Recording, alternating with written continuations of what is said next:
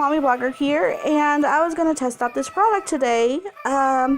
You can use it for your glasses, computer, gaming systems, and such things that with small little gadgets you have.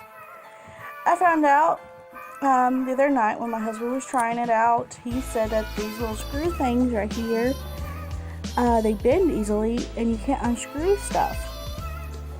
That is not a good product to have. I'm very disappointed in this product. But it is a cool idea. Don't get me wrong. I would, if you can get the metal better than what it is, I would really like it better than what it was. I hate giving a bad review over something, but this is not that great a product. So,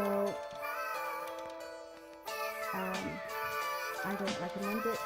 And, but if you guys want to subscribe to my channel, give me a like button, and all that, hopefully next time I'll have a better review or something out.